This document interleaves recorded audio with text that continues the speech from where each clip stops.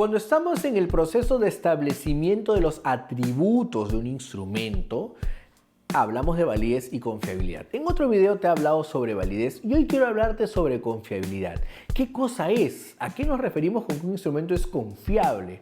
¿Se refiere de repente al concepto de confianza que conocemos entre los amigos o el concepto de confianza estadística del 95%, del valor Z? ¿A qué se refiere? Hoy vamos a hablar de eso, así que te invito a quedarte hasta el final de este video y estoy seguro que vas a salir sabiendo muchísimo de confiabilidad y esto te va a ayudar a terminar pronto con tu investigación.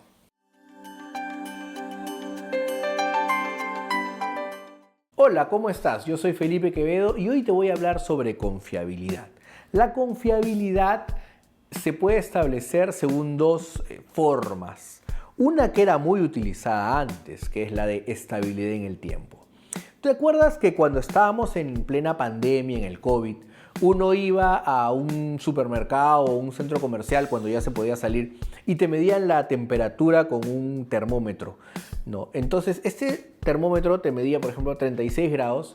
Y si tú te olvidabas de algo, decías, uy, tengo que salir y regresabas al minuto, el mismo termómetro te tendría que medir casi la misma temperatura porque no ha habido ningún cambio.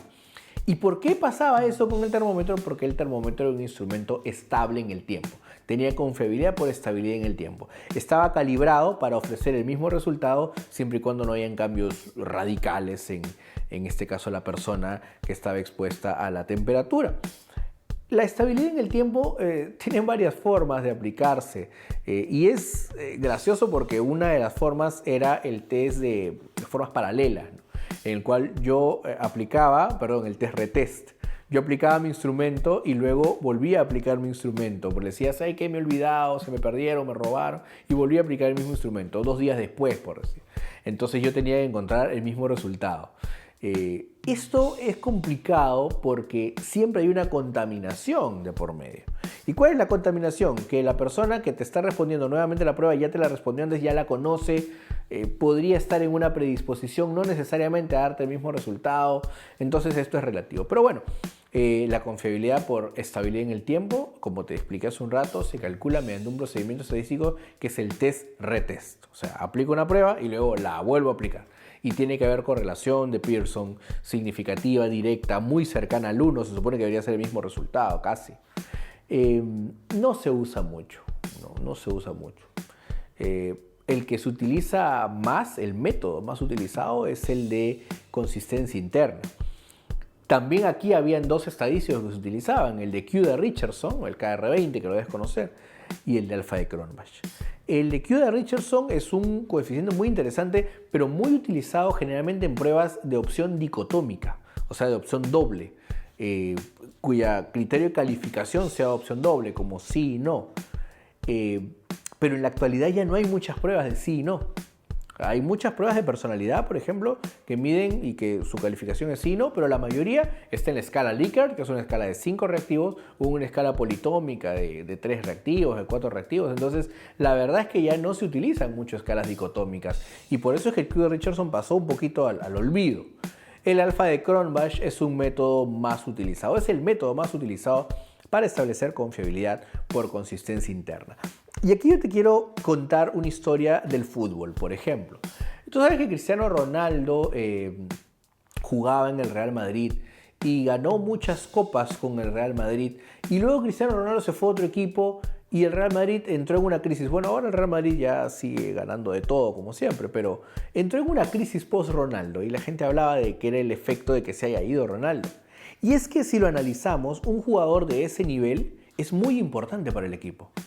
Es muy importante, su inclusión en el equipo es fundamental. Que él esté en el equipo garantiza por lo menos un buen desempeño y casi la victoria. Es un buen elemento. Y un entrenador tiene que saber cuáles son los elementos buenos y cuáles son los elementos que de repente no están jugando un buen partido para cambiarlos.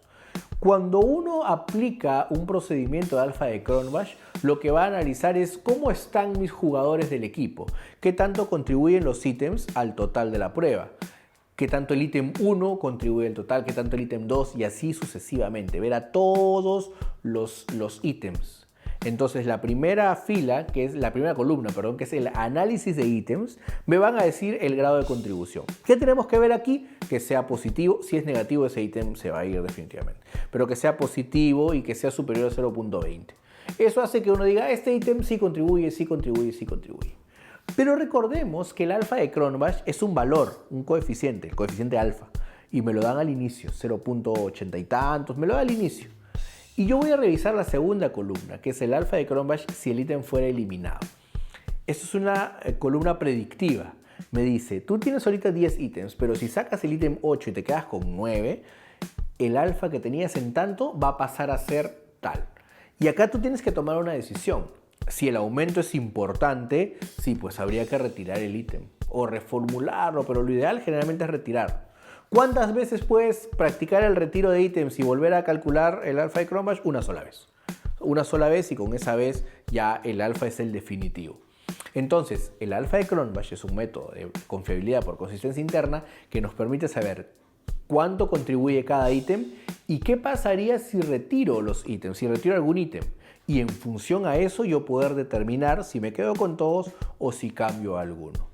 ¿Cómo lo puedes hacer? En SPSS ingresas todos tus datos, te vas a escala, análisis de fiabilidad, señalas el coeficiente alfa y te va a obtener el dato que tú necesitas.